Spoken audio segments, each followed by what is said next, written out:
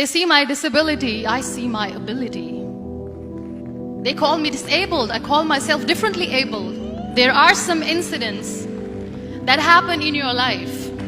Those incidents break you, deform you, but they mold you into the best version of you. And the same thing happened to me. I was 18 years old when I got married. My father wanted me to get married. And all I said was, if that makes you happy, I'll say yes. And of course, it was never a happy marriage. Just about after 2 years of getting married, I met a car accident. Somehow my husband fell asleep and the car fell in the ditch. He managed to jump out, saved himself. I'm happy for him. But I stayed inside the car and I sustained a lot of injuries. The list is a bit long, don't get scared. The wrist was fractured. Shoulder bone and collarbone were fractured. My whole rib cage got fractured. And because of the rib cage injury, lungs and liver were badly injured. I couldn't breathe. I lost urinary bowel control. That's why I have to wear the bag wherever I go. 3 vertebrae of my backbone were completely crushed. And I got paralyzed for the rest of my life. I finally ended up in a hospital where I stayed for 2.5 months. I underwent multiple surgeries. One day, doctor came to me and he said, well, I heard that you wanted to be an artist, but you ended up being a housewife. I have a bad news for you.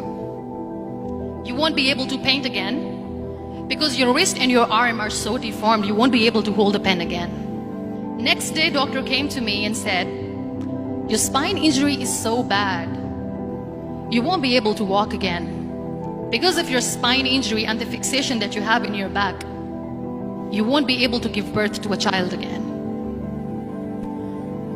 That day, I was devastated. I asked my mother, why me? And that is where I started to question my existence. Why am I even alive? And that is where I realized that the words have the power to heal the soul. My mother said to me, this too shall pass. God has a greater plan for you.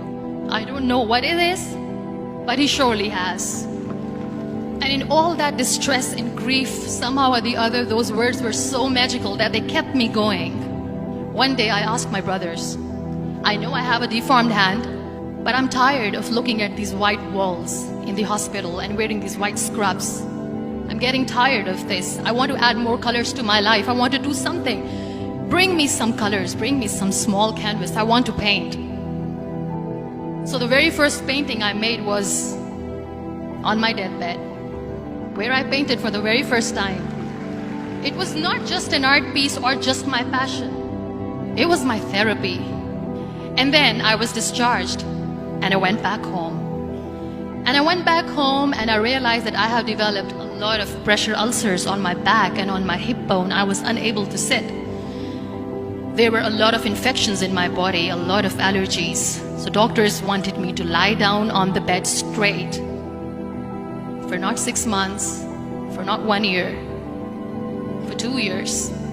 I was bedridden, confined in that one room, looking outside the window, listening to the birds chirping, and thinking maybe there will be a time when we'll be going out with the family and enjoying the nature. That was the time where I realized how lucky people are.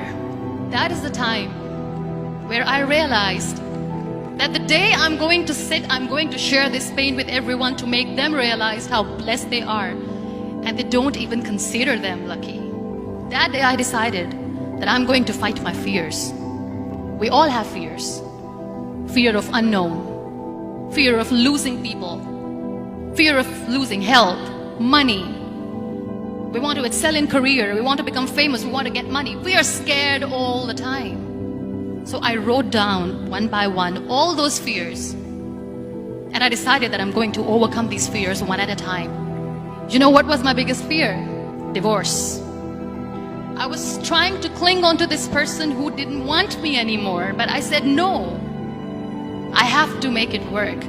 But the day I decided that this is nothing but my fear, I liberated myself by setting him free. And I made myself emotionally so strong that the day I got the news that he's getting married, I sent him a text that I'm so happy for you and I wish you all the best. And he knows that I pray for him today. Number 2 was, I won't be able to be a mother again. And that was quite devastating for me. But then I realized there are so many children in the world, all they want is acceptance. So there is no point of crying, just go and adopt one. And that's what I did. People think that they will not be accepted by the people because we, in the world of perfect people, are imperfects. So I decided that instead of starting an NGO for disability awareness, which I know will not help anyone, I started to appear more in public. I started to paint. I decided that I'm going to join the national TV of Pakistan as an anchor person. And I've been doing a lot of shows for the last 3 years. I became the National Goodwill Ambassador for UN Women Pakistan, and now I speak for the rights of women, children. We talk about inclusion, diversity, gender equality, which is a must. Every time I go in public, I always smile. It's always a big toothy smile on my face, and people ask me, don't you get tired of smiling all the time? What's the secret? I always say one thing, that I have stopped worrying about the things that I have lost, the people that I have lost. Things and people who were meant to be with me are with me. And sometimes, somebody's absence makes you a better person. Cherish their absence.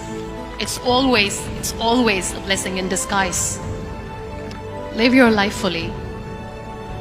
Accept yourself the way you are. Be kind to yourself. Be kind to yourself. I'll repeat, be kind to yourself, and only then you can be kind to others. Love yourself and spread that love. Life will be hard. There will be turmoils, there will be trials, but that will only make you stronger. So when you accept yourself the way you are, the world recognizes you. It all starts from within.